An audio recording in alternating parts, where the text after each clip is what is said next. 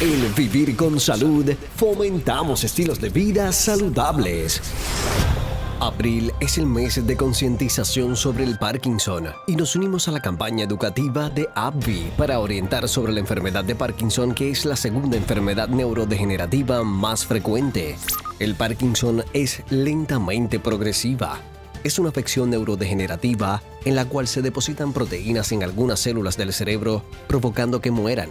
Sin embargo, se manifiesta de diferentes formas en las personas y existen medicamentos efectivos para controlarla. Hay medicamentos para mejorar la calidad de vida de los pacientes. La causa del Parkinson no se conoce por completo, pero sí se sabe que influyen factores genéticos y ambientales. ¿Cuál es el tratamiento para la enfermedad de Parkinson? A continuación conversamos con el Dr. Ángel Viñuela, investigador y neurólogo con subespecialidad en Parkinson. Cuando de tu salud se trata, escoge a Vivir con Salud, con la periodista Luz Nereida Vélez. Somos tu nuevo estilo de vida. Y antes de pasar a qué cosas y alternativas tenemos de tratamiento, quería preguntarle al doctor Viñuela. Mercedes habla de una tristeza profunda. ¿Se deprimen mucho estos pacientes cuando se les diagnostica Parkinson? Sí, hay dos componentes. Uno es el impacto del diagnóstico, y eso puede producir una depresión a corto plazo que se maneja como cualquier noticia negativa o problema que uno puede tener en la vida. Lo otro es que en el Parkinson, que se afectan diferentes áreas del cerebro, se afectan neuronas con dopamina y con serotonina, y esos dos transmisores son los que modulan las emociones en las personas. Así que los problemas de ánimo, yo siempre digo a la gente, son incluso más frecuentes que el temblor. Casi todo el mundo con Parkinson tiene un poquito de problema de manejo de emociones. Ya puede ser más dirigido hacia la ansiedad y el nerviosismo, la apatía, la depresión. Eso es normal. Y se maneja como se ha hablado, como se ha hablado aquí, inicialmente con cambios de estilo de vida, con cambio de la visión de la vida, con más socialización, con más ejercicio, y eventualmente, si hace falta, uno puede usar medicamentos. O sea que si el paciente lo necesita, entonces lo medicamos.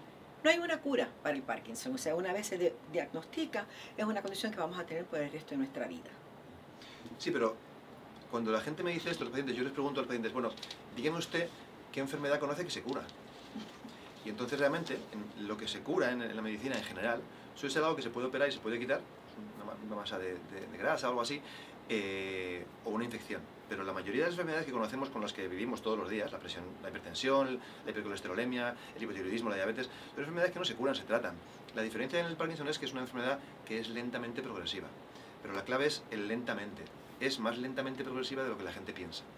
Eso yo creo que es la visión, o lo que uno debe ver. O sea que entonces, ¿qué tratamientos? Cuando miramos y tenemos que poner ese paciente en tratamiento, ¿qué cosas le ofrecemos? Ya sabemos, porque hemos hablado con el doctor Viñuela mucho sobre esto, que el ejercicio tiene que formar parte de ese tratamiento. El doctor me dice, yo le digo a mis pacientes que tienen que hacer ejercicio. ¿Qué ejercicio? Y eso lo acompañamos ¿de qué? ¿De la farmacología? Tal y como yo se lo enfoco a los pacientes, yo les digo, hay dos enfoques. Por un lado está lo que uno puede hacer para que la enfermedad vaya un poco más lenta. Y por otro lado, las medicinas que uno puede usar para los síntomas. Para que la enfermedad vaya un poco más lenta, realmente lo más útil es el ejercicio. Y eso es porque cuando uno hace ejercicio, el cerebro produce unas sustancias que se llaman factores tróficos que protegen a las neuronas y hacen que estén sanas durante más tiempo.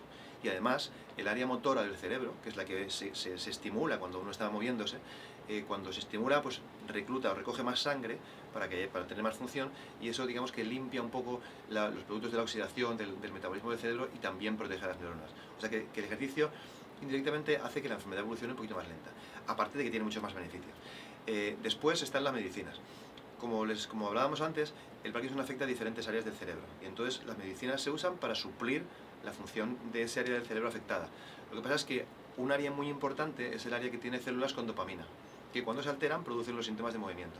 Así que una de las claves del tratamiento es suplir con medicamentos esa dopamina, y el medicamento es una cosa que se lleva usándose más de 52 años, que se llama levodopa, que es el precursor de la dopamina.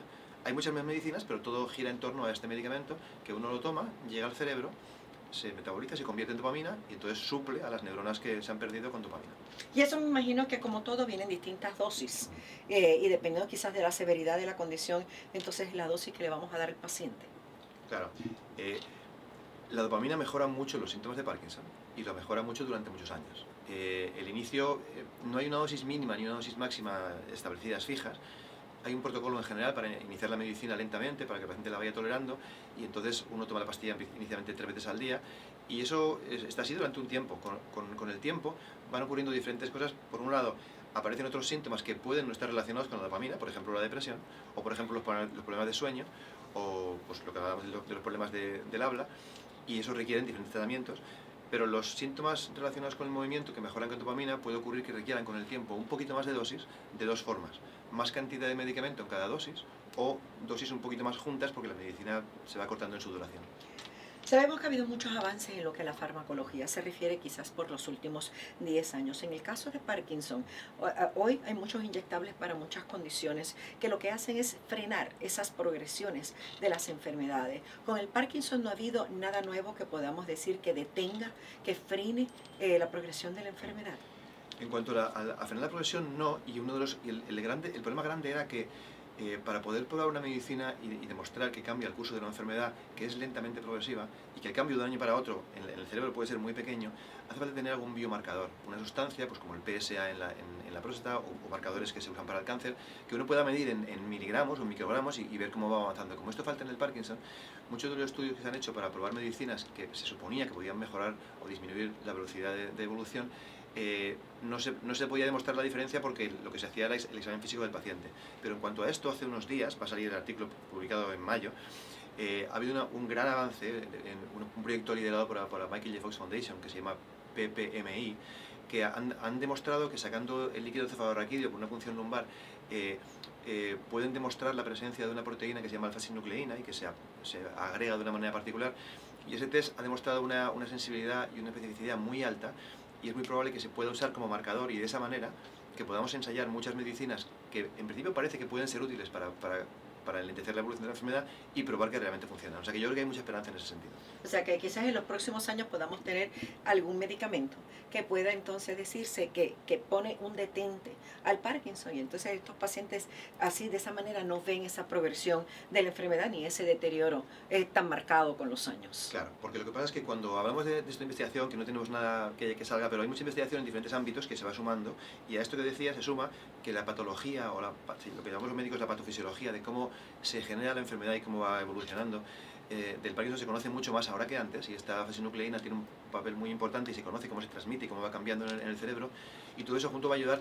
Tienen que tener en cuenta, yo digo a los pacientes, en general, por cómo es la población mundial, sobre todo occidental en este momento, cómo está el envejecimiento, la investigación en neurociencias y particularmente en enfermedades de ese tipo, de personas mayores como el Alzheimer o el Parkinson, yo diría que junto con el cáncer son con mucha diferencia las áreas donde mayor investigación y mayor interés se centra en estos momentos. Y hay una cantidad enorme de científicos y de médicos trabajando para esto, o sea que va a haber más avances pronto, yo creo. Según verdad hemos visto que han estado haciendo muchos estudios con el Alzheimer, pues yo sé que con el Parkinson también. ¿El ejercicio puede ser cualquier tipo de ejercicio o hay algún ejercicio en particular que es más recomendable que otros? Claro.